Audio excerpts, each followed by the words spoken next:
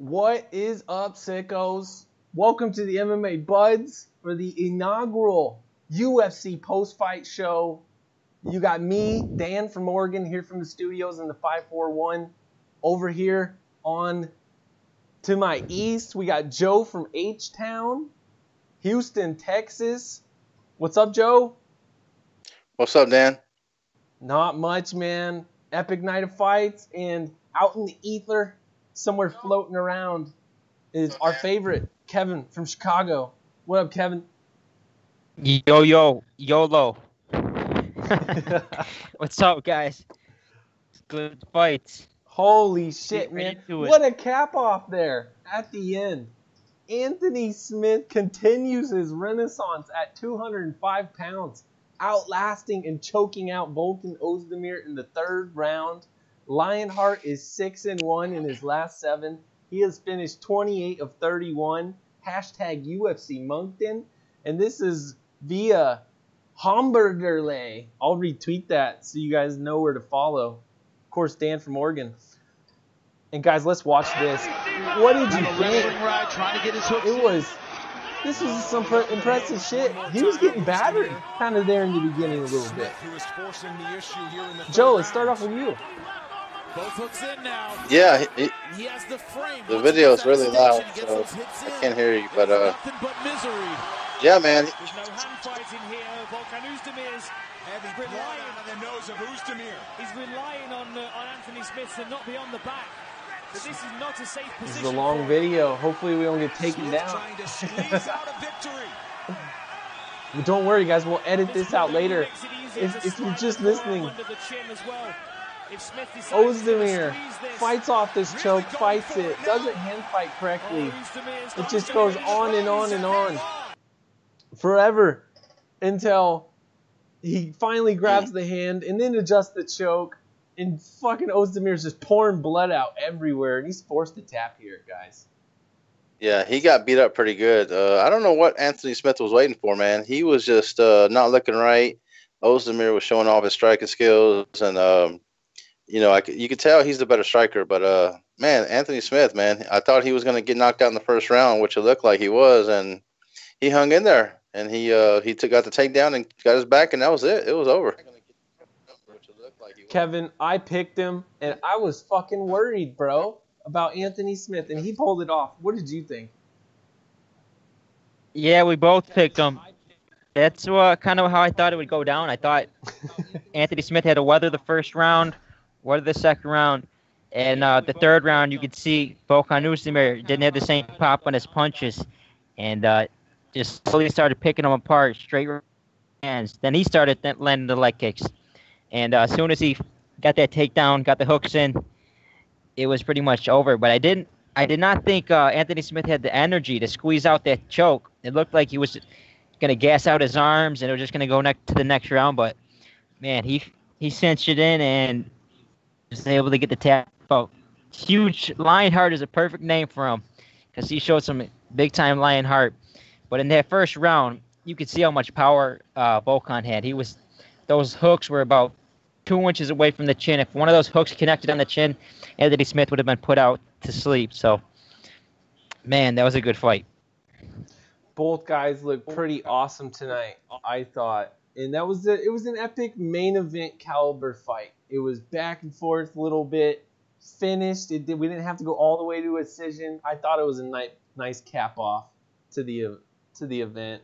Definitely nice done out in Moncton. Amberley coming with some masterful tweets here, though. Let's go to the co-main event.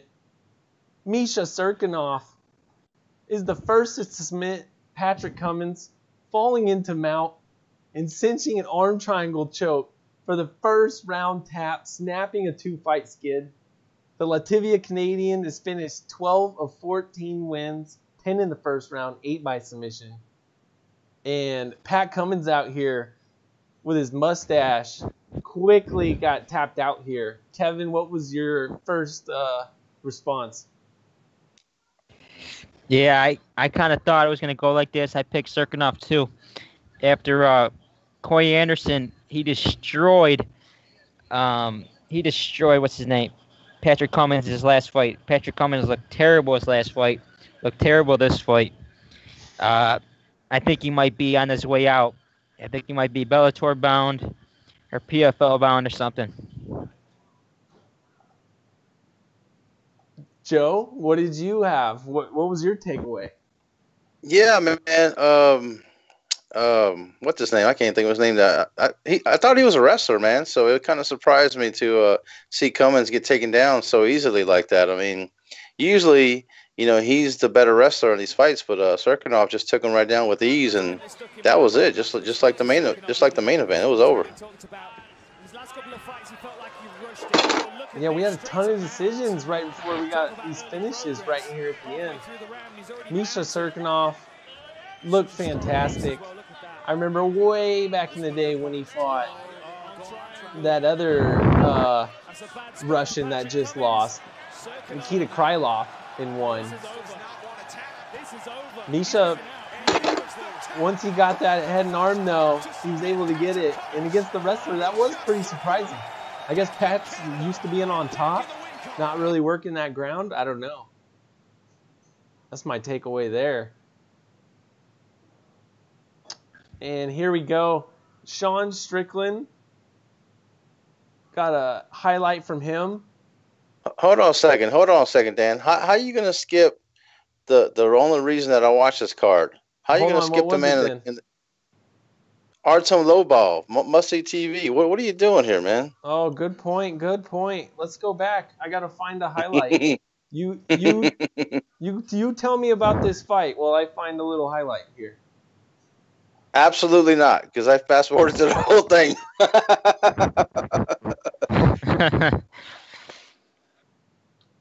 The GOAT gave away a win.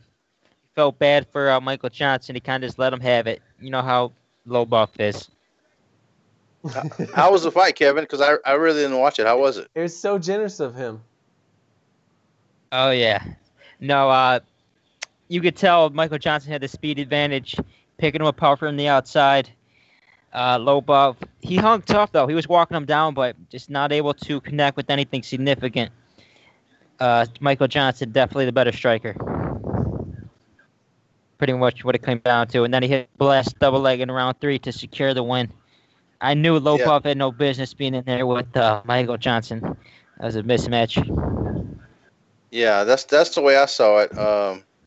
This match made no sense to me. Michael Johnson is way above the GOAT, Artem Lobov. I mean, you're right. He had no business being in there with them, and that's why I fast-forwarded through the whole fight, to be honest with you, man. That's why I knew it would go, and it was going to be no contest. And Lobov, props to him for lasting 3 rounds. I mean, good for him. How you looking, Dan? I agree with all you guys. What the hell was the guy who's beat Tony Ferguson doing in there with Artem Lobov? I don't know how he did so well against Cub Swanson, though. That blew my fucking mind. It's like mind-blowing because that's almost like, oh, he did so good against Cub. You could put him against Michael Johnson. And the records match up. Hey, Michael Johnson got a nice win under his belt with a lot of eyeballs. That's how I look at it. But no highlights. Lobov made him work for it, though. Lobov didn't lay down. He was pressing it forward, but, that's all he pretty much was doing, just pressing forward, swinging his T-Rex arms, not really connecting with much. Fucking Lobov's left eye, though, got chewed to pieces in this fight here. Oh, yeah, he was getting tagged. He was getting tagged up pretty much the whole fight. Yeah, what is Lobov's record, man? I heard that he was like 13-15. Is that right? It's something like that. On the broadcast, they list him as 14-14, but I don't know how true that is. Wow, that's embarrassing. See you later, Artem. I'm sorry. See you later, man. It's not the worst thing that's ever happened. Mark Hunt's record is very similar. You're right. He should have been gone a long time ago. No way. What? Come on, Eddie. What are you talking about? Get rid of Mark Hunt? You crazy. Hell yeah. He's going to go and pull in big numbers wherever he goes in his last years here. He's terrible. The thing with Mark Hunt, though, is he's always came up with a big win when he needed to. I felt like when he was on his way out, he would get a big knockout, then he'd lose a couple, win one, lose one. So it's not like he went on a big losing streak. I think that's why they kept him around. Kind of like he a always. Bisping of sorts. Winning Now, and hold on a losing. second. Take in it those easy. key You positions, comparing Mark Hunt to a champion? What are you doing, Dan? A champion. Oh my. Whoa. If you want to downgrade the word that much, then yes, Michael Bisping was a champion. But For a long time. for a long sit here and tell me with a straight face like he beat Dan Henderson, Joe. He beat Dan Henderson. He beat Anderson Silva. Yep, absolutely. Oh, he beat Anderson Silva. That was incredible to see him get knocked out and come back and win the last 2 rounds. That was some insane shit. I'll give him that. But let's stay on topic here. Let's go back to Moncton. Real quick. Yes. Real quick. David Flores in the chat says he felt bad because MJ was fat. Does MJ miss weight? Well, 1 pound, yeah. Yeah, no, he was just like a lack of timing. He barely missed it by like an hour. 1 more hour of cutting and he probably would have made it. Oh, no shit. Hey, shout out to Blurry Vision. He's got a good area code, man. Blurry Vision, where's he out of? 713, baby, right down the street. Nice. Is he dropping area codes? Oh, here we go. Fuck hey, yeah. Pay attention to the chat. Come on, Dan. You gotta pay attention to the chat, Dan. Come on, man. Joe, why don't you read the chat if you want the chat read, bro? Don't just complain. This stream's for everybody. Sean Strickland improves to 20-3, closes his contract in style. Fucking taking out Taleb, right hands en route to a 2nd round TKO. He's now 7-3 in the UFC. Tarzan earns his 13th career finish. Taleb knocked out in the first since his 2nd pro bout. What did you guys think of this? Yeah, go ahead. Oh, okay, yeah, that was pretty impressive, man. I like Taleb. I like the way he strikes. I like the way he moves. He's a fighter, man. And Strickland, I hadn't seen too much of him lately, but I wasn't too sure about that stoppage, guys. I mean, he took the one big blow from the top, but he popped right up after that. I wasn't so sure about that stoppage. Kevin from Chicago, weigh in. What did you think? I picked Strickland, and the stoppage. It could have let it go a couple more punches, but I felt like it would have just been put him out cold. I felt like he was already wobbled on his feet. He got back up. Then he got rocked and taken back down again, getting grounded, pounded. I think it's 2 more punches now cold. I just think the ref saved image. But at the end of the day, he was still fighting, so it wasn't a premature stoppage. But, man, it was the younger fighter. The younger man won. I think Strickland is only like 27, 28. Talib is like 37, so it showed. The younger guy was pressing forward, able to survive the leg kicks, and just was the more durable fighter won. Well said. I couldn't have said it any better myself. What about you, Dan? What you think? Man, I picked Strickland just like you. He was able to gut it out, get it done, and you put it perfectly there, Kevin. I totally agree. Let's move on from there. Man, I was high on. Let's talk about Strickland though, real quick. What weight class is this motherfucker in? Because he's potentially going to be a free agent here. You guys heard Eddie Alvarez tell Ariel the best thing you can do is go become a free agent. Go become a free agent and see what you're worth. But Sean Strickland is not a giant name.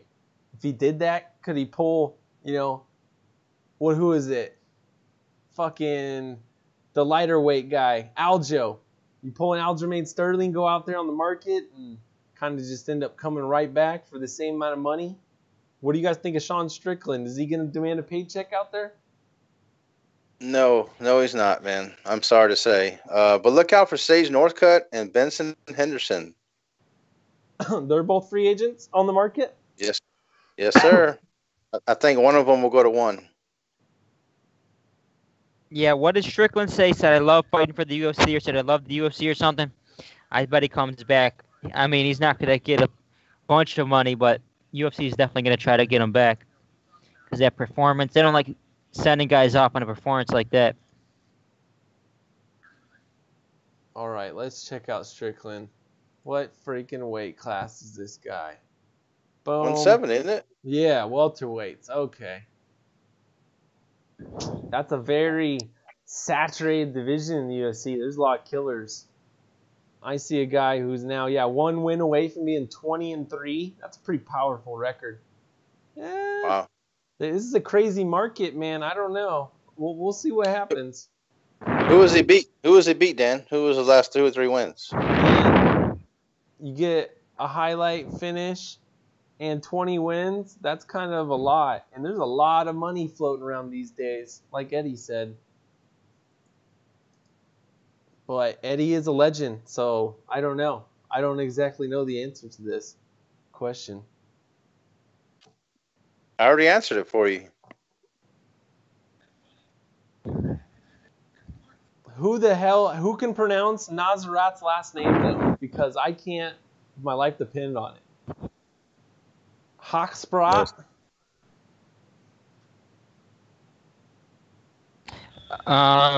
Afghani. That's how I pronounce it. He's Afghani. Fucking Kevin. He barbecued Gowdy like a brisket. Lord knows how Frenchmen survived this onslaught. These Frenchmen fucking showed up today, if you guys were watching earlier, way back on that Russian card. But, what is this guy that looks exactly like Kevin Gastelum's identical twin, but skinny? Look at all the body shots he landed here. This shit was awesome. Kevin from Chicago, why don't you start it off here? What'd you think? Man, Frenchie, he survived the early storm. First round, he got dropped. Looked like he was going to get out of there. Then the second round, he started pressing forward. And he was getting the Afghan. He was on his back foot. He was pressing forward. And he was just walking into too many shots. Not enough head movement. Getting landed body shots. He's got to take his shots. He can't just walk forward into shots the whole night. If he would have picked the shot a little bit better, not pressed forward, but not walk into shots, he might have been the work split. What's it called? Squeaked out a decision. He might have been able to squeak out a decision, but no, the NASCAR route was too much. Definitely the more tactical fighter. Joe, did you see this one? Yeah, a little bit, man. He was he looked all right, man. I think he was like an 8 or 9 to 1 favorite. Is that correct? And with the 9-2 record, that kind of surprised me. But he looked okay, man. I mean, the other guy hung in there a little bit, and but 8 or 9 to 1 favorite for a 9-2 fighter, that was kind of weird. Did you guys see that? I didn't see the odds on this one. Someone was definitely a 5 to 1 favorite. I think that's different fight. Okay, maybe the other guy was a 8 to 1 underdog, maybe. Damn. Joe, what's Kevin got doing over there? lines. Kevin, what are you doing over there, man? There's a lot of noise over there. What are you doing over there, man? Oh, you hear it? What do you hear? Yeah, just a lot of static, and you got your mouth on the phone or something. Let me check it. Let me try to fix it. Where are we going, Dan? Anyhow, back to the fights. Let's make sure we're not skipping nothing crazy. We did. Jean Vellante versus Ed Herman. This crazy shit here. Oh, I don't got no clips. And their heads are cut off. God damn it. Let's do this. Let's fix it real quick. Who won that fight, Dan? Man, I picked Ed Herman, so I'm going to go with the crowd. I'm going to go with the man who showed less damage on his face. The fucking dude who just came off like a full-time job or some shit. Tried to come in here and make a paycheck, and fucking John Vellante stole half his goddamn paycheck. Or not him, but all the goddamn judges. That's what I think. I'm rolling with the Pac West out here. What'd you think, Joe? Yeah, man. When I saw that decision being about to be announced, I looked on both guys' faces, and I'm like, man, I feel bad for whoever loses this fight, man, because they do all that training, they do all that sacrifice to come out here and get one paycheck. One of them is going to get only one paycheck, and that just really it caught my attention right before the decision was made. So obviously, John Vellante thought that Ed Herman won, so. I'm going to go with him. I mean, after the fight, he said the decision sucks. So, hopefully John hooks up Ed Herman, a long-time veteran, man. Hopefully hooks him up with some of his pay, maybe. That'd be a gangster move by old John. Kevin, you're fucking screaming your breath into the mic or something. I thought Vellante was pressing forward. He was the one coming forward. I think he had Ed Herman rocked a few times, landed some big shots, but it was back and forth. They could have won either way, and it would have been no problem. It was just a back and forth fight. I think that was fight of the night for me. Hey, who got the bonuses, Dan? Man, who's all over that? Someone's got to stay on Twitter. Oh, okay. Well, shit, I can't do that. I'm on the phone here. Who does that usually? Maybe a good old Mike Bond will tell us. Yeah, he's the only one there. Who else is there? Anybody there? Yeah, Craig Allen from Fight Night Picks. I know he's there. What other Canadians are there? James Lynch. He's probably got to be there, don't you think? He just moved to Vancouver though. Oh, here we go. I don't even know. Gowdy, Hasbara, Fight of the Night, Mage and Smith were performance bonuses of the night. So Gowdy and Hasbara each take home $50K. Magic Man, Mage, Don Magic Man, Maj, I think it's pronounced Maj. He gets $50K. Anthony Lionheart Smith in the main event. He's showing out, man.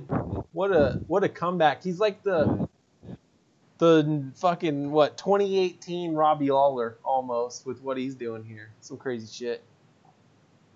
He looks like Robbie Lawler too. I don't know about that, but a little bit.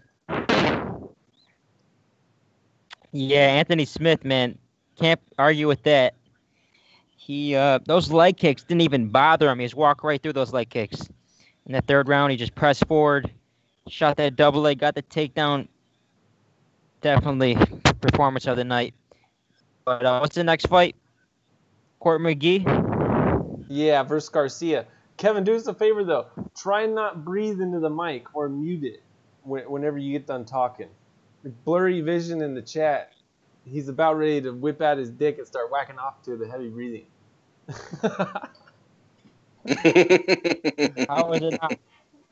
Yeah, we don't need that going down. Anyways, next one, yeah, Garcia versus Court McGee. And man, when we were picking this, as we went up and down, I just went USA, USA, USA on all these picks. And I picked Court here. He ends up getting the decision over Alex Garcia. Kevin, what'd you think? Yeah, we called that one too. I said Court McGee. I'm surprised you didn't wrestle more. In the first round, he was kind of boxing with the guy. And Garcia was close to landing a bomb. All it takes is one shot from that dude. That dude hits hard. But you saw at the end of the round, he hit a blast double leg, and it was like nothing. Put him down easily. And then he didn't really go back until later in the second round. And but I said Alex Garcia tends to fade.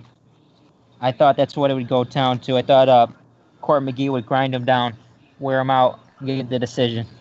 So good fight for Court McGee. Stuck with the game plan and got the decision.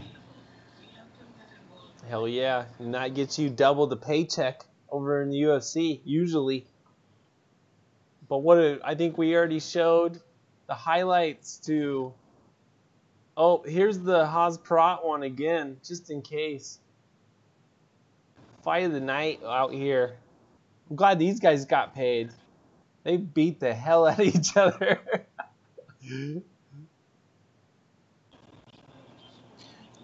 All right. Yeah. Next Your fight. mother's ring hole says, "Stop. Hold your breath, Kevin. Just hold your breath. Just hold your nose like this. Just hold your nose if you can see me." I don't know. It's been pretty good. You guys still hear it? Ever since we said something, it's been great, actually. Yeah, it's All good right, now. move the mic to the side. It's off to the side now, so it should be better. Oh, Yeah, it's hell good. yeah. Hell yeah. I'm surprised we didn't tell you sooner. Okay, so next up, I guess we're going to go Calvin Kattar versus Chris Fishgold.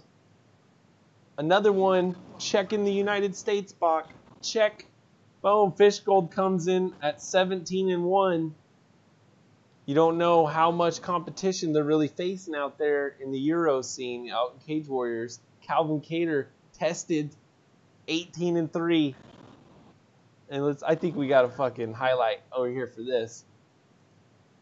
A true diamond in the rough, Calvin Kattar polishes off Chris Fishgold in first, snapping the Scousers' 7-fight win streak in the process. The Bostonian is 11-1 in his last 12. Damn.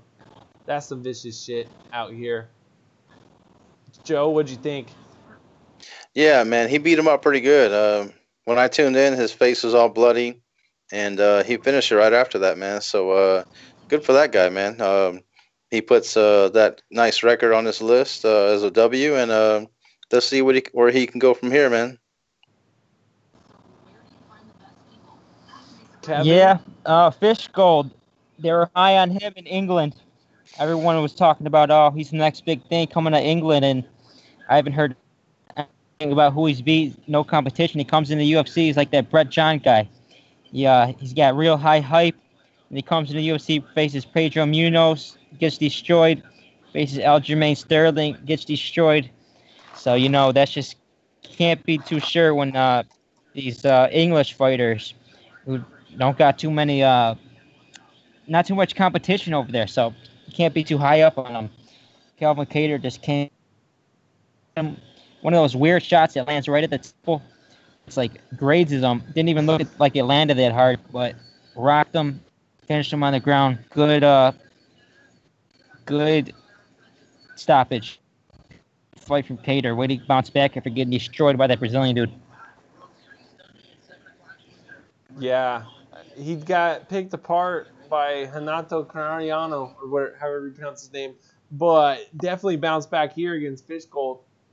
And you look at these guys' record, you're like 18-3 versus 17-1. That's buried on the prelims? Jesus. I might flip the order around again if it was me and put this on the main card to give the guys some fucking props. Because, yeah, Calvin Kattar looked excellent, and that's a guy who might be coming up quick in the division. I don't think he dropped that far down since Hanato's been doing so excellent since then. I was all about this when the United States was not letting us down. But right before that, we had basically the middleweights of the women's division. Taliato Bernaldo versus Sarah Moraes. This fight here, I think I was dealing with technical difficulties the whole time. I pretty much missed it. So, Kevin, what did you think of this fight? I didn't even watch that fight. I think one girl's 5-4, other girl's 5-3. I didn't watch it. Kevin just skips it. Got to be honest. Joe from H-Town, did you see it? Not at all, man. He just said. I thought he said their heights, but I guess that's their records. Man, once I saw Sarah Moraes was not wearing the tight shorts, I tuned it off, man. So sorry, man. Fucking right. She was wearing those board shorts, man. So I was like, man, I'm out. There it is. You wanted them GSPs, them skinny tight ones? Yeah, man. She got a big old ass. Wanted the Spankies. Oh, shit. Well, too bad. Shucks for that. I guess we got one to go back and watch on Fight Pass here in a few weeks when it finally comes out. I don't know if it's going to be worth it, though. We'll see. I think it went to decision, didn't it, boys? Yeah. Oh, yeah. That's just going to float out into the ether, probably. All right, let's go to the main event. Hey, Tango Edwards 6-1 at the time, was taking on Don, Magic Man, Maj. And I think Tango was coming off of like the Dana White Tuesday Night Contender Series shit or some shit. I don't know. Don Maj come out from South Africa, though, and look like a killer. Let me read this shit over here. Over by Omderley. Don Maj detonates the hype of Tango Edwards, capping a dominant first round with his head kick in the second. The two-time EFC champion rides a 5-fight win streak.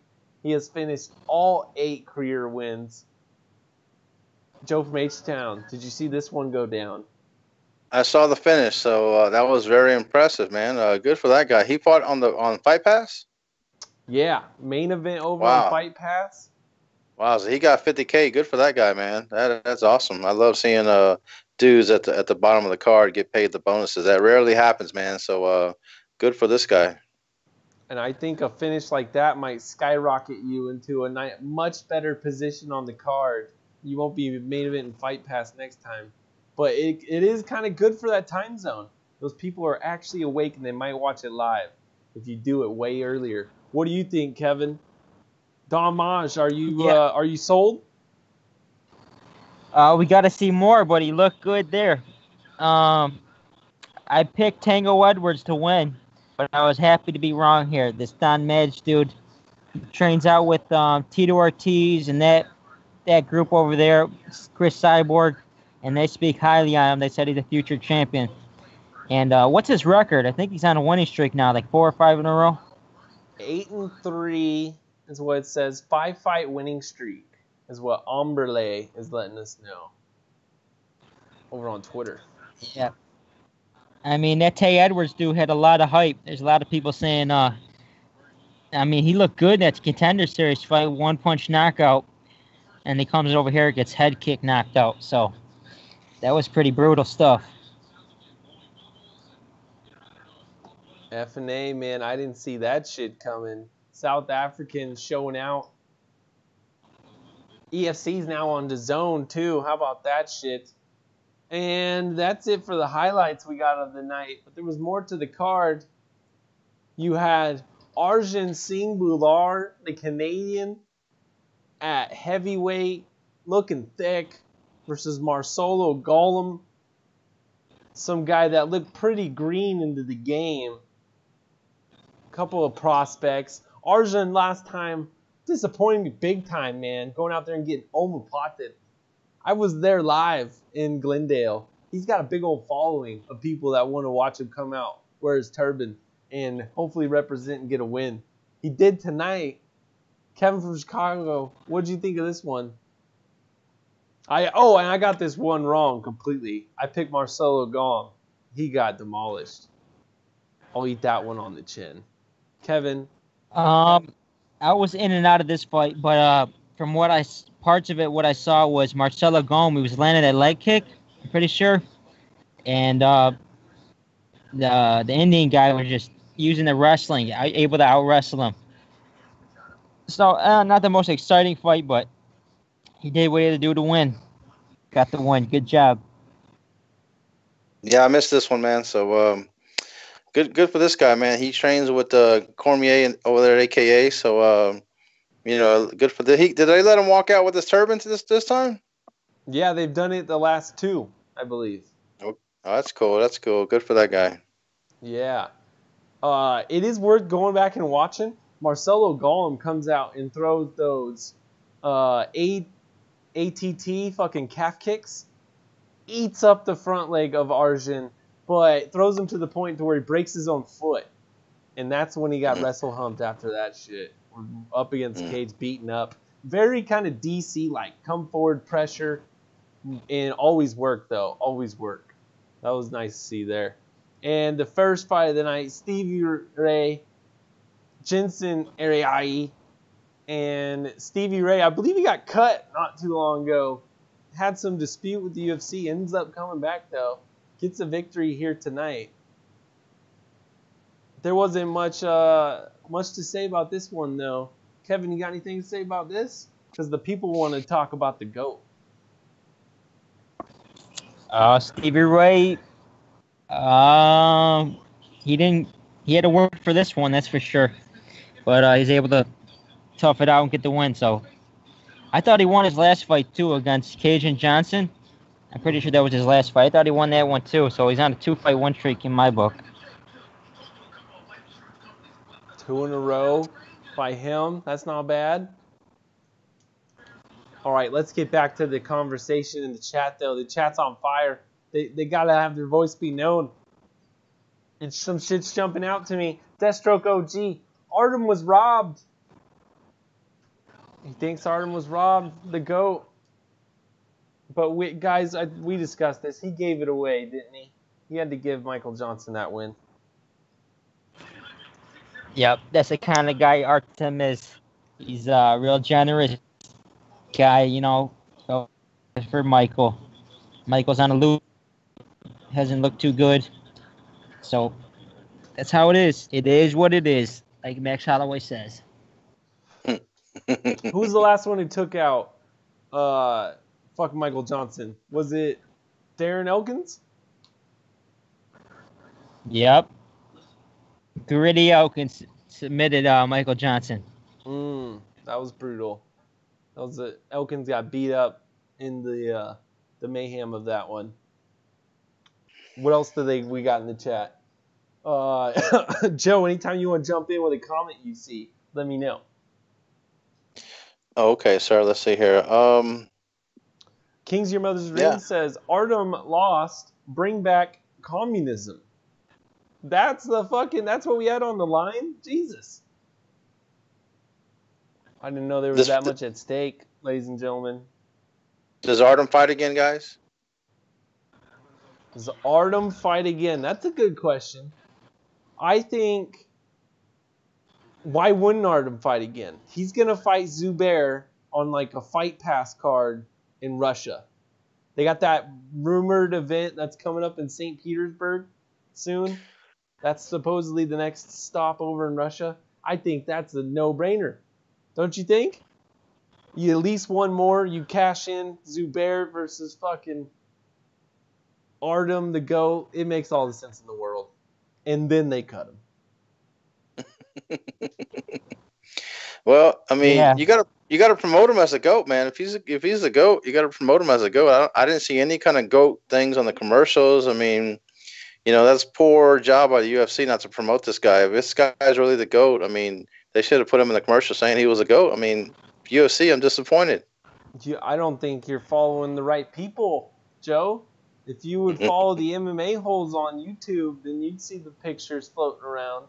The what do you want to call it? The edits, the photoshops. It was Michael versus the GOAT. The GOAT generously let him have it, though. That was nice. I put a question out there, though. Does Artem still give Michael Johnson the 20% that he promised him? Absolutely. Kevin? Yeah, Artem isn't going to go back on his word. He'll give him the money. But there's no way they're going to let Artem walk. He's too popular, too big of a name. They're going to give him a lesser opponent and fight him, give him somebody. The dude just has such a big name. He's one of the most popular guys in the sport, honestly. Insane, because he's such a bad fighter. It is insane, man. It makes you just fucking go, what? Like, why do people like that Catch Me Outside girl, you know? Why is Cyborg in a video with that chick? What the fuck is going on here? It's so weird fucking times. Joe, Strange times. Yeah, you know what, man? They let you go, Eddie Alvarez, the Underground King. They let you go, so I don't see why they wouldn't let Artem go. To be honest with you, man, I'm sorry to say that. I think it just depends on how many Russian stops they want to make. Because what headliner did they got? They just brought over Nikita Krylov and he got destroyed. You got the Boa Constrictor, but he's old as fuck. He can headline another event, but you do need to stack it up. So I think the GOAT would be a great addition over there. slot Artem into that St. Petersburg card. I think it's rumored for like February or some shit like that. Hey, let's talk. Let's talk about some trade, man. What's going on with this trade that I heard about? Yeah, what's going on with this Ben Askren DJ trade that we all heard about on MMA Junkie Radio from John Morgan, prompted by some questions from yours truly here. And Joe, let me ask you this. Why wouldn't MMA Junkie report it? I think you've been listening to the radio a long time. You know a media personality when you hear it, and you know when someone's kind of confirming something without confirming it. Why wouldn't MMA Junkie or them four report it? What do you think, man? Well, they got a new editor, man. They got since Dan Stupp went out of there, they got a new editor. So maybe it was on him to not report that. I don't know, man. You know, it's a big story, huge story, which I thought you broke. So I'm gonna give you credit. You deserve all the credit in the world, and I want you to explain how you got that scoop. But anyways, you know, that's what they do. They just talk about it. They beat around the bush a little bit, and you know, they dropped the ball. But Ariel gave them a little credit on his story. He said it was mentioned on MMA Junkie Radio. So I don't know, man. I just they dropped the ball a little bit. Maybe they got other things on their mind as far as getting views. I mean, they're putting the World Series of Fighting girl, or I'm sorry, the PFL girl on workout videos on their website. So that's kind of weird to me. But hey, man, they dropped the ball a little bit. So what do you guys think? Number one, you got to do something to get clicks and sex sells. So that makes complete sense in the world. I get that. Kevin, what do you think, man? Jump in here. We talking about the Ben Askren trade? Yeah, anything you think you want to discuss about that. So they got a new editor at MMA Junkie? Yeah, Dan Stupp Is is that no what you longer said? with. Yeah, Dan Stupp's no longer with them. Some guy named Simon Samano or some shit like that. Yeah, I want to know about that. How, Dan, you heard it on MMA Junkie? Is that where you got it from? The Ben Askren deal? Because you said something a while ago about it. That's And one of the I had no sources idea. that helped me piece that story together. Correct. I want I you mean, to I want to hear your side, Dan. Well, how did you piece this shit together? I mean, if you guys have the MMA Junkie app and you listen to everything that's out there, so you're just a part of the membrane of the UFC and the MMA, that story was out there to be told. And all you had to do is reach out, find a source, get it done, post the tweet. And man, I'll tell you what, I think something happened. Ariel jumps on it, and 4 days later, that trade's done. Let me ask you this, Joe. Do you think if that doesn't get discussed on MMA Junkie Radio, this trade's done 4 days later, or does this kind of float under the interwebs a little bit? No, I think it happens. I really don't think it had anything to do with MMA Junkie Radio, to be honest with you. That's just something that John Morgan was talking about. He brought it up, and you know, I've been talking about this shit for 2 or 3 years. I mean, shit, you could check the archives of MMA Junkie Radio. I brought this shit up 3 years ago, maybe, and it just didn't make sense that why they couldn't do this. I mean, they own their shit. They own the contracts. They own these guys. So, you know, why not trade a contract or the way they did it, release the guy, let him sign with somebody else. I mean, it makes all the sense of the world, man. Like it happens in sports, man. If a player is not happy, then, you know, Jimmy Butler, he's about to get traded to the Houston Rockets. You know, he don't want to play for Minnesota. He wants to come over here. So that's what they do. I mean, it happens all in sports, and it's weird to me that this thing took 25 years to happen in MMA. That's just crazy to me. I think there's a lot to it. Real quick before Kevin, I'll let you talk. That lawsuit's still out there. They don't want to be a monopoly. So, you know, this really changes the game there. That's almost we're making fucking one guy to the other trades. We just traded the greatest ever away. There's no way there's a monopoly. They got a great argument there now. So I see that a little bit. Also, I don't know if they will ever trade with someone who is kind of a direct competitor. ONE FC is way early in the morning, completely different time zone, completely different marketing, just scheme to everything. We're in the West, they're in the East. That's how it is. I think that's how trades are going to go down. I don't think it's going to be like PFL to UFC, or actually, they're kind of directly connected. But Bellator to UFC, I don't know about that. Kevin, what do you think in this whole situation? I think a lot of people are saying, "Oh, how could you get rid of the Mighty Mouse? You're gonna get rid of, bring in some bum Askren? Who's Ben Askren?" I mean, Mighty Mouse ran his course over here. He's fought everybody, and he just doesn't have any more fights left. Like, who's he gonna fight? There's not many big names left. The Henry Cejudo rematch was good, but I think they want Henry Cejudo to be that star. He brings in that Latin American market.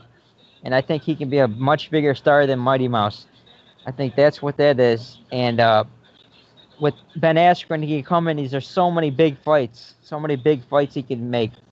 Like Khabib, Kobe Covington, Darren Till, Usman, Jorge Masvidal. GSP. Fight after fight that are GSP, of course, yep. There's just so many big fights that they line up for Askren. With Mighty Mouse, there's not too many big fights that gets the fan excited. I mean, we kind of know, we've been there and done that with Mighty Mouse. We know how good he is. I mean, I like to watch him fight, but it's just like, really the only fight I'd like to see him fight is Henry Cejudo. It's the only fight that interests me. Besides that, there's really not too many.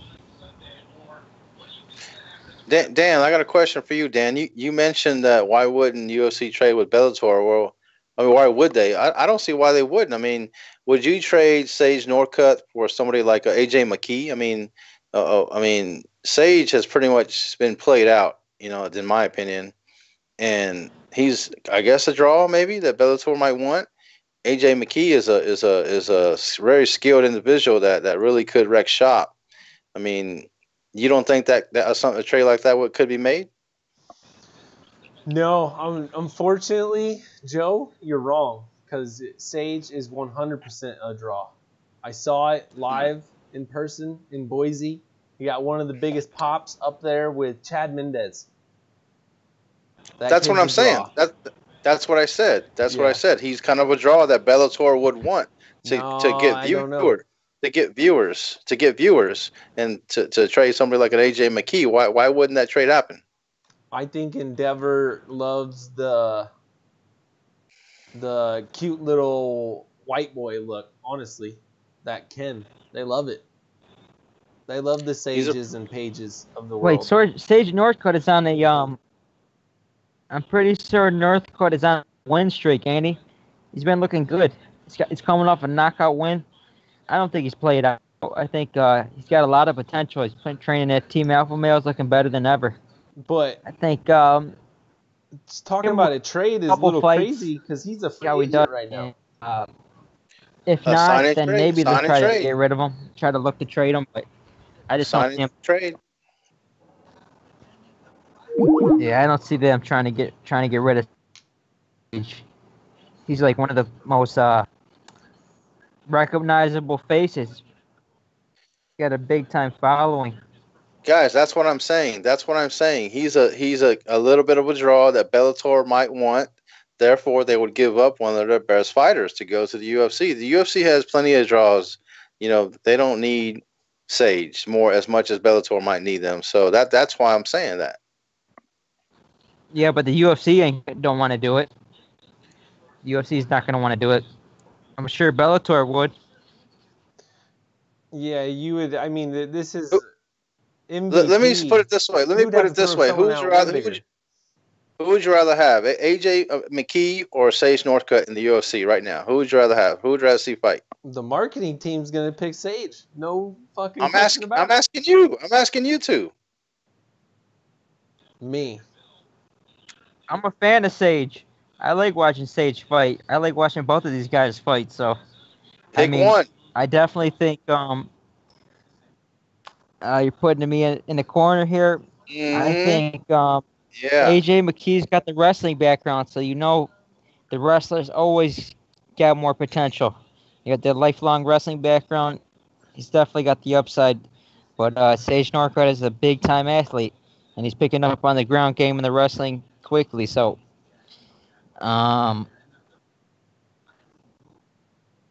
you Dan? can't just let Sage go. I feel like they're both. I think a better trade would be Michael Chandler and Sage Northcutt. I think that's a better comparable, more comparable. Mm. That's a crazy trade. That's crazy. That won't happen. That won't happen. Yo, Dan, who would you I rather picked have? Sage Northcutt because All right. whatever reason I'm getting picked, I ain't getting fucking fired for that decision. So I'm picking Sage Northcutt.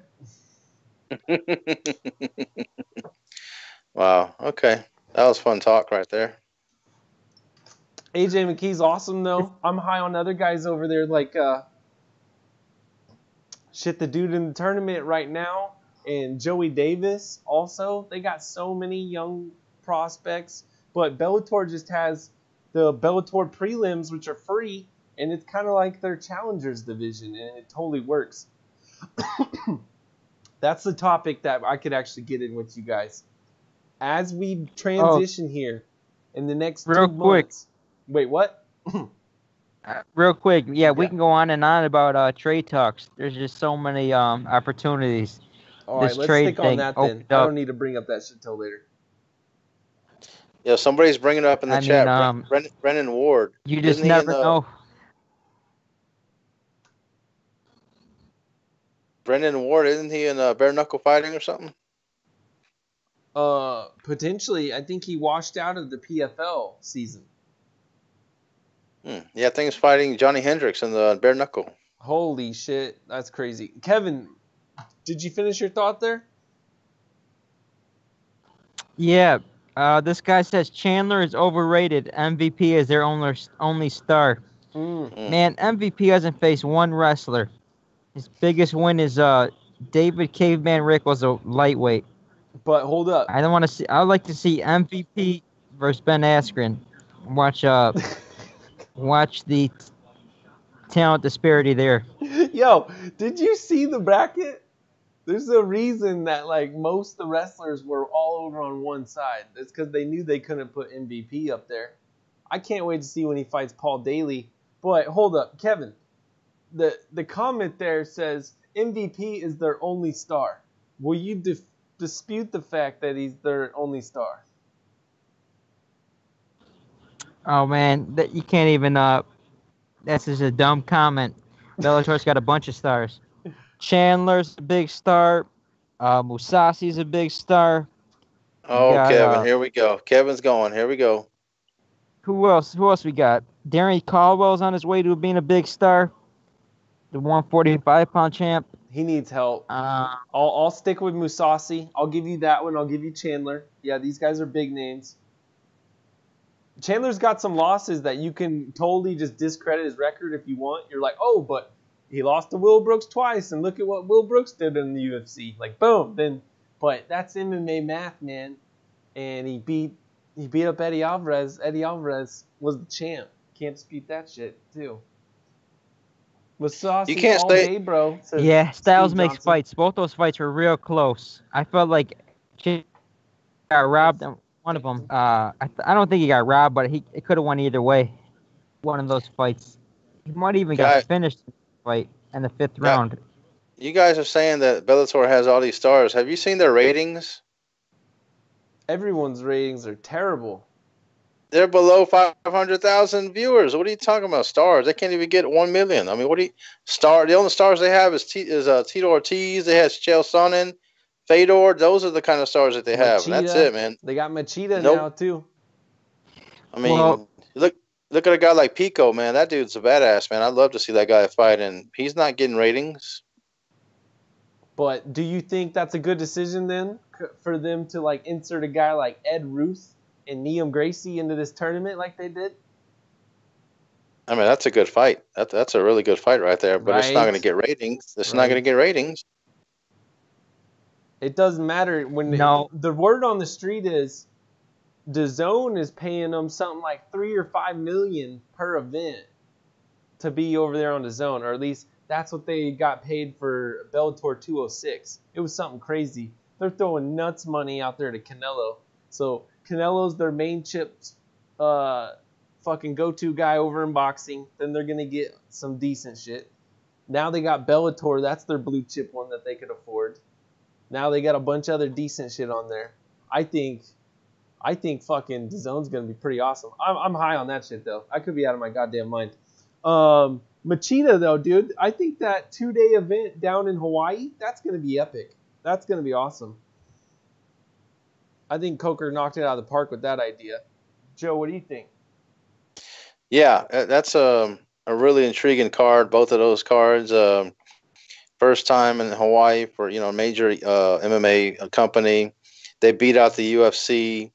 I mean that's just pretty awesome in my eyes. And with what's her name, Emma Alir McFarland, some shit like that. What's her name? Very close, something like that. She is a superstar. She is gonna be a superstar in my eyes, man. I mean, she has the whole package, man. She's badass. She's a good fighter. She looks good. I mean, she's a good talker. To me, she's their number one star right now. I mean, if you look at all the names they have, all the names have gone away. Chael Sonnen just lost. I mean, she's their biggest star in my eyes, and I mean that's going to be a home run for those guys, and they're going to be going back there every year. So good for them to beat out the UFC. I mean, I don't know what the UFC was doing. That shit didn't make any sense to me. So I'm really looking forward to those cards over there. Kevin, what do you think? You watching Bellator in Hawaii? Big time. But let's go back to the star talk, because there's a difference between the casuals and the hardcores. And of Well, we're course, definitely all Machida. hardcores Yeah, Machidas and the Fedors, Chael Sonnens, they're gonna bring in the casuals. But I like watching the just the good fighters. I like watching what's his name? AJ McKee. I like watching the Darian Caldwells. They might not be as big, but there's definitely they definitely got a lot of potential to be big stars in the future. So, I mean, that's why I don't like talking about ratings and stuff like that, because it really doesn't matter too much. I like watching the best fighters. True.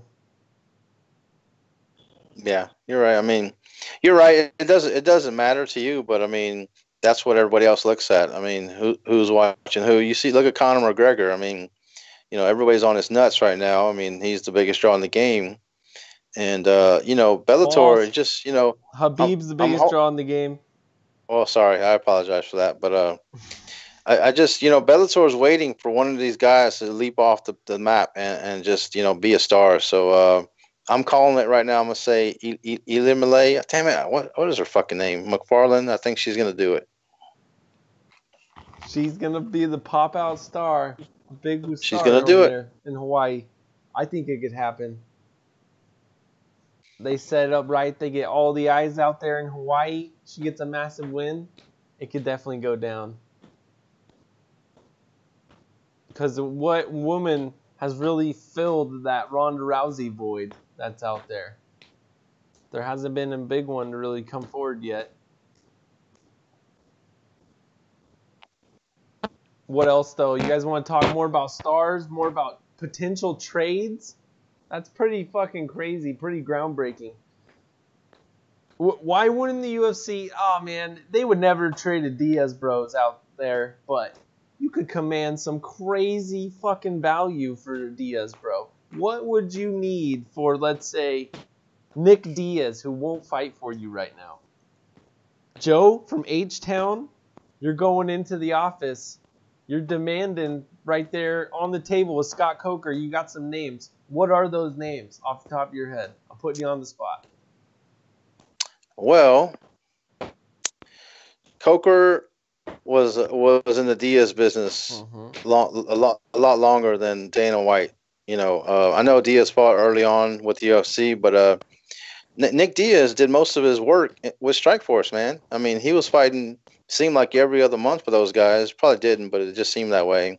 I think Coker has a feel for certain guys that like a Diaz that can get him to fight, can motivate him to get on in the cage, and I think he would give up maybe three of his guys for Nick Diaz. Let's just say that 3 prospects. Let's say Ed Ruth. I don't know, Aaron Pico, and AJ McKee. He would give up those 3 guys for a Nick Diaz. That's crazy, man. What about? Oh, I'll go crazy with my trade, but before we hear all that nonsense, Kevin from Chicago, what do you got?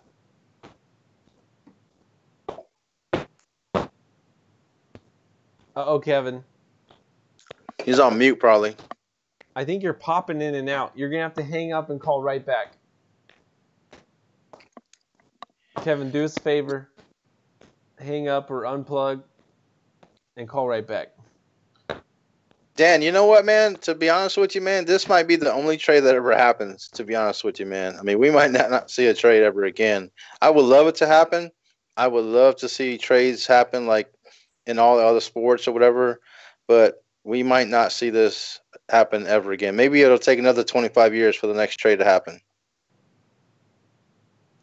Hopefully, man, these guys stop signing these so restrictive fucking contracts that they're locked into right now. Who was it? I know he's got a big name and he's way different, but Ken Shamrock. He's like, I'm fine. I sign 1-fight deals, man. 1 fight. Boom. I get what I'm worth every time. I thought that was genius, but you got to be an OG motherfucker like Eddie Alvarez to be doing that. That's why I agree with you with that Sean Strickland thing. It's like, yeah, but who knows Sean Strickland, man? You're not the Underground King. Yeah, and how about Jessica the other day? She was showing off that she signed an 8-fight contract, and when she said that, I was like, man, you're an idiot. I mean, you should never ever fight an 8-fight contract in MMA. I'm sorry. She just pretty much told the world that she was dumb. Where's Kevin? Is he with us, Kevin? There he is. Kevin! Hello, Kevin. Kevin. There he is. Kevin! So, Kevin. Okay, let's talk about some trades. Yeah. You're giving Nick Diaz to Bellator. You're in the office with Scott Coker. What do you want from Coker for Nick Diaz? Coker doesn't want to give up his blue chip prospects like homegrown fighters like Aaron Pico and Ed Ruth. I agree. AJ McKee for guys like Nick and Nate Diaz who they're kind of like they don't fight that much. They're unreliable. They're not active fighters. I think these young hungry fighters, they're willing to get paid less and fight more. I think a good trade for Nick Diaz would be like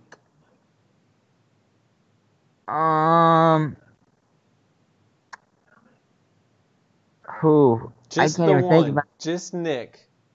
How much just does Nick. he cost Maybe you? like I don't even know. He hasn't fought in so long. It's so hard to determine his worth. It's so hard to judge his worth. But maybe someone like Vitaly Minikov. Maybe they'll trade someone like that. Ooh.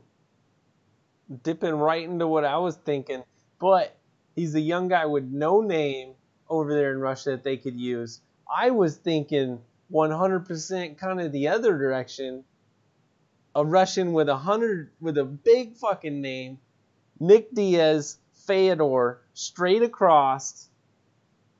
Scott Coker might be done with his Fedor use. He can fucking put to use Nick Diaz like a motherfucker. And you're telling me UFC doesn't want Fedor to come in, face a couple heavyweights? I think they would love that shit. I think that's a straight across trade that could be done.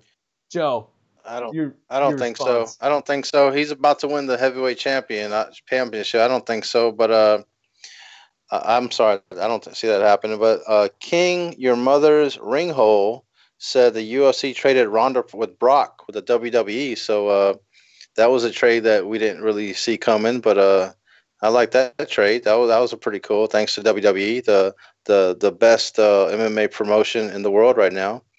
But going back to Fedor, No.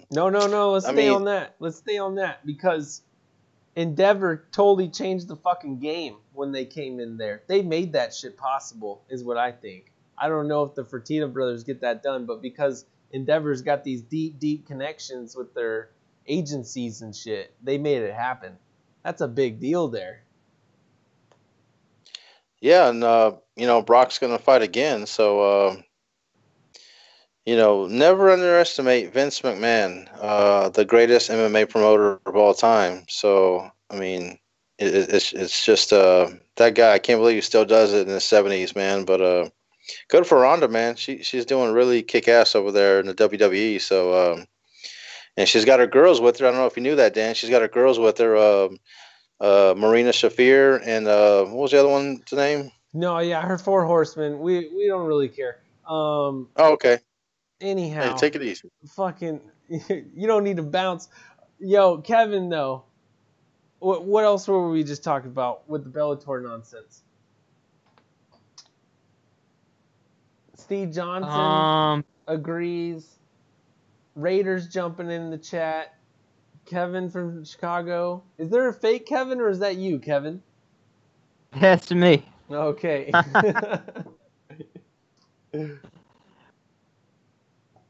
I want to talk about that boxing match, Derevchenko versus Jacobs, because what's it called? You know how the GGG fight versus Canelo, they were talking about Canelo was walking forward with the Mexican style. He's coming forward. That's why he won. Mm-hmm. And this Derevchenko guy was coming forward the whole time. He was pressing the action the whole time, but they gave the fight to Jacobs. That's kind of the inconsistency I see with boxing judges. Well, we had no problems with the UFC. All the judging was the UFC, and at Brave, and in Russia tonight. All the MMA judging has been spot on. When they turn into this boxing fight, and the judging is iffy. Brave was spot on. I couldn't believe it because they came through with the. They didn't give the Pakistani guy the decision when they easily could have tried to rob the guy. But yeah, I didn't see the boxing fight tonight. Yeah, man, that's the last boxing match on HBO. HBO boxing is done, and Wow. thank God, because the corruption in HBO boxing and Showtime boxing, it's been money driven for years, for decades. So I'm glad that's finally come to an end. The corruption has finally been put to bed. Now we can find some more corrupt institutions to take over. Kevin, I want to ask you a question. What about the rumor that Chael put out that Dana White and the UFC was going to buy Top Rank? What did you think about that? Wait, where was this? Chael Sonnen said it on his podcast, I believe. But where is Top Rank on an organization right now? Are they on ESPN? I'm really not sure of their TV deal, but I mean I'm guessing they're the best promoter in the game right now in boxing. I mean, aren't they? Kevin, Top Rank, is that George Soros Jr.'s company? What's his name?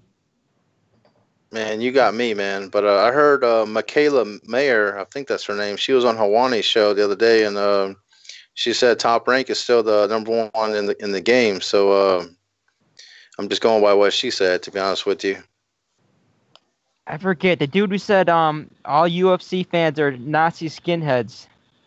Oh, that's what's his name? I meant big guy. What's his name? The Jewish guy. I forget his name. Yeah. Or something.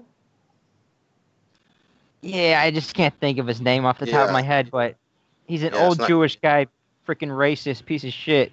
And he's big time in the boxing world. I think Man, what he is his owns name? Top Rank. Yo, Yeah, so I can't think. here's an article back in May about how ESPN signs 1.5 billion, or no, that was the UFC. Damn it, my bad. I was trying to figure out where the Top Rank deal's at, because someone's on ESPN Plus. I'm about ready to buy that, and we're gonna get some boxing included with it, which is gonna be kind of cool. There's a ton of boxing on DAZN. I really only like to watch the mega events, though. That's kind of how big of a boxing fan I am. What about you, Joe? I'm sorry. I'm still trying to think of that name. What'd you ask me? I'm sorry. How much of a boxing fan are you? Are you just a casual? You tune in for the mega Yeah, events? yeah. I'm a casual man. I have HBO, so I'll record the fight. I mean, I recorded the fight tonight, so I'll watch it later. But you know, Bob Arum. there you go, Bob Arum. That's his damn name. Yeah, they said he was gonna retire or some shit like that. So and Dana White was saying that he's working on something big to get back in the box to start promoting boxing. That's what he was saying. So that's what Chael threw out there, man. So that would be insane for those guys to promote MMA and boxing. I mean, that's just I don't see it happening. It's impossible to me for the resources that they have to promote two sports. I mean, I don't see it happening, but we'll see. To me, mostly Chael's full of shit. Chael just throws shit out there at the wall and see what sticks. So I don't know, man. We'll see. I don't know. I think Dana White may be trying to get back at Oscar De La Hoya for jumping in the MMA business. He may be trying to set something up. Wouldn't surprise me. I did hear some rumors about that. Dana White trying to get some fighters together, start a promotion in the boxing world. It Yeah, just that seemed to me like everyone floating around out there has been getting picked up by DAZN. That's $10 a month. That seems game changing. If you get on the Fight Pass, though, that gets rebranded to whatever for $10 a month. That might work. It's crazy how the UFC owns, or is now under ESPN, though, and they own New Lion, which owns Fight Pass, which kind of owns the streaming service over at ESPN as well, which is just some weird, deep connections to where they got their money in all the fucking pockets. It's awesome. That would be nuts if they picked up Top Rank, though. But, man, they're like 2 seconds away from pulling some basketball shit. Just this sport versus that sport. They're fucking making it more of a circus than ever, which is crazy. What do you think? Is it nuts to go off the rails and go money fight and get away from the sport? Or is this what it's always been with Pride and that whole era? And it's kind of getting more back to that roots. Let's start with you, Joe. What do you think? Yeah, I just think that Dana pretty much has peaked with MMA. I mean, what else can he do? I mean that they got a sweet deal with ESPN, so probably not for what the money they wanted, but I just think Dana's probably bored with MMA. I mean, you see all the shit they go through, man. People pulling out of fights. Frankie Edgar just pulled out a fight.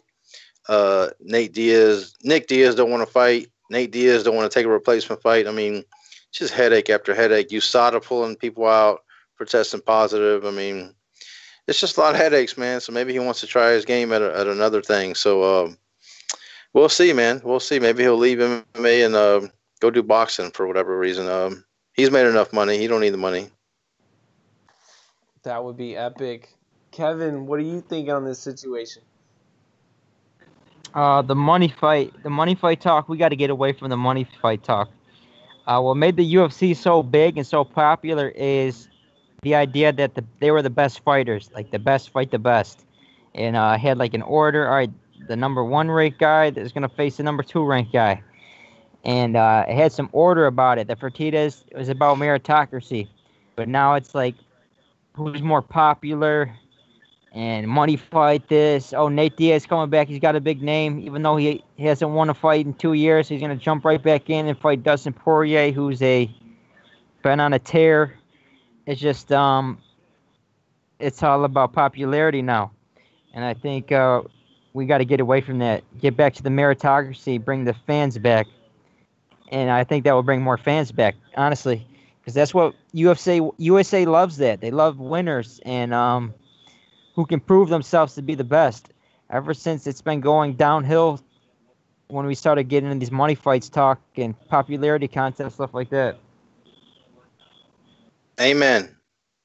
What's crazy though is you can line up a list of guys for Poirier to fight, and if Nate's on that list, that's going to be one of his top picks. He's like, big name, easy fight. Give me Nate. He'll choose Nate, and that's kind of how the fight happens, which is nuts. So you got to take that into account too, man. It's crazy.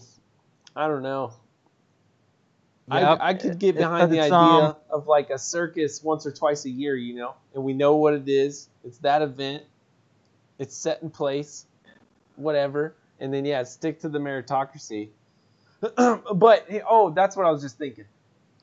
The UFC could make bigger stars of guys, I think, because most of the big names that are still out there, they're legends. They've been fighting for 15 years or something. Those are the guys that got the giant names. There's hardly any young people that got big names. And when they pay a guy half his win and half his show, and they treat him so shit, like the fans and the promotion, they treat him like shit when they lose instead of, kind of treating him halfway decently to where the fans want to feel like shit as soon as he loses one, and then we don't give him any respect when he starts winning. I think it's a whole mixture of crazy shit, man.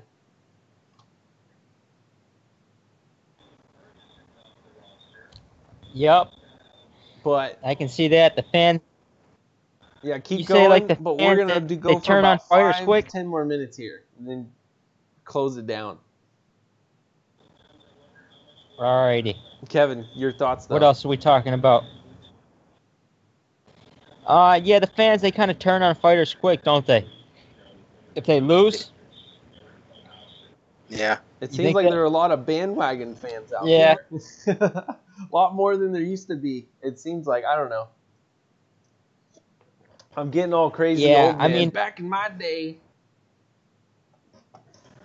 I just hate like this Darren Till stuff. Like, he's the prime example of a UFC trying to create a star out of thin air. I mean, even Dana White said it. Oh, we got plans for Darren Till. We got plans for Darren Till. It's like, you got plans? What about plans for all your other fighters? It's like, you can't be having plans for fighters. You got to let them work their way up and earn their spot. And with Dana White talking like that, giving them title shots, skipping the line, it's not a good look. Not a good look.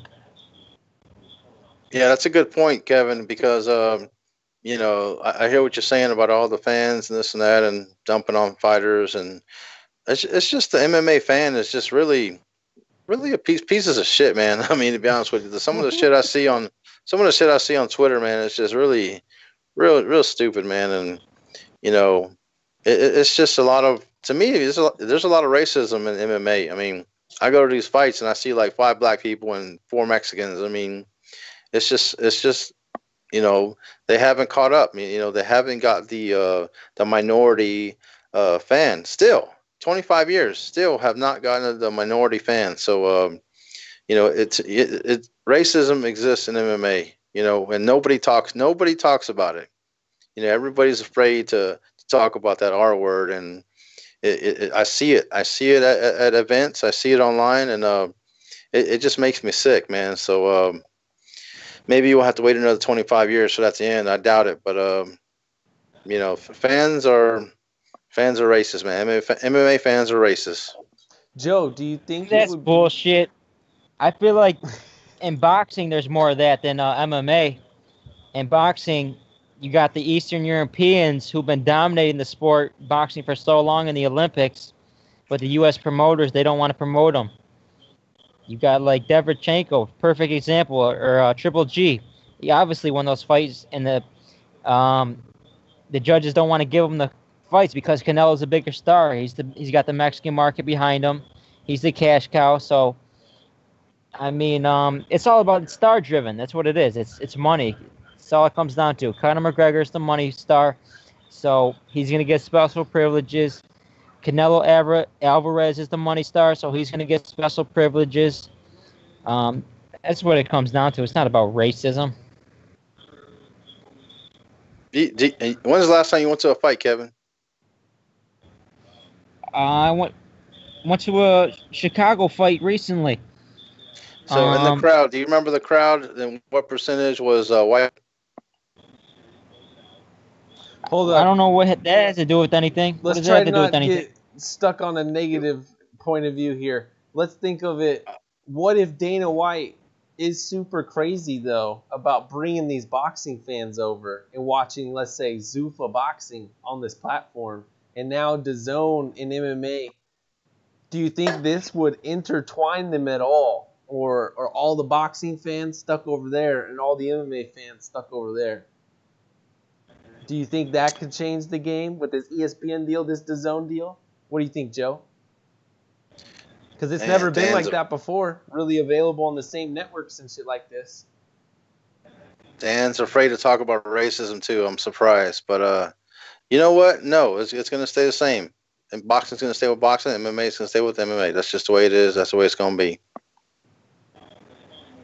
Well, you could say the same thing about Mexican fighters in the South.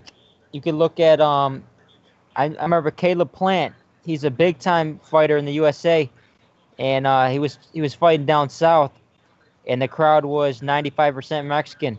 They're playing Mexican music, and all the fans are cheering on the Mexican guy. So it goes both ways. I definitely think white people definitely gravitate towards MMA more, and Mexican and black people gravitate more towards boxing. Man, that's pretty obvious, Kevin. I mean, I don't think that has anything to do with racism. I think it's just playing up to the market. Nah, buddy. What do you But guys Dan don't want to think talk about that. in the chat? Is MMA racist? Yeah, let's ask the chat. What does the chat think? A majority of Mexicans don't go to UFC events, says Vlad. Most of the crowd I went to tonight was Mexican, says Raider. And going back up, the crowd is most definitely white, but it doesn't matter. It's an economics thing. It is fucked up how much the UFC pays and will like price out. Instead of having the more poor demographic come in and mingle with the highbrow people, they'll fucking have half the arena just shut down. I think that's crazy by the UFC. That's some bullshit there. Here's one thing I want to say real quick. Racism exists in America still, okay? There's racism, right? Right? Can we agree on that? Yeah, it exists everywhere. Racism exists everywhere. Yeah. Exactly. So you're telling me that you're telling me that a group of white MMA fans cannot be racist? Is that what you're saying? No one said that. I don't know why that's a topic of conversation that came up here, though. That's kind of... I don't know. We took a left field, though. Took a left turn. You just went... I want to talk about it. You guys are scared to talk about it. I want to talk about it. I mean, I think racism exists in America. Point of view, and we could wait until we see what the comments are once the video comes out, what they think. Is MMA racist or not? Because Kevin says no. Some people in the chat say no. Some people say, of course they're white, though. It's because of the money. So there's a lot of different viewpoints there. Yeah, I'm just saying that racism exists in America, so it exists everywhere. And so I'm just saying it exists in the MMA fan base. And, I mean, that's obvious to me. Like Chael Sonnen said, don't bring up a problem unless there's a solution. So, Joe, solution. What is it? I mean, racism is stupid. It's going to happen. It's going to exist. You just got to get more Mexicans, more minorities into the sport. You got to do it. And 25 years later, they still have not done it. I think we need to build a wall so that caravan doesn't cross the border. Get that military down by the border. On that note, guys, I really want to know in the comments below, is MMA racist or is it not? Guys, I hope you had a great time. Subscribe to MMA. Hold on. Before that, we'll be back later. hold on, Dan. We got one more point. I mean, if you look at the early days, who were the champions? Matt Hughes, Randy Couture, GSP, Tim Sylvia, Pat Miletich. I mean, it was 90% white. So it's progressed, man. It's progressed a lot. There's a lot of different ethnic champions, a lot of different ethnic fighters. So I don't know. I don't see what you're complaining about. It's the sport is the most diverse it's ever been. The fan base is the most diverse it's ever been. And there's still racism. You guys have a good night, Dan. Let's wrap this thing up. Hell yeah, we'll be back on Tuesday for MMA for Brunch in the morning. Thank all you sickos for coming by. Don't forget, is MMA racist or not? Let me know in the comment section down below. Until next time, back to you sickos. We're out of here. Peace.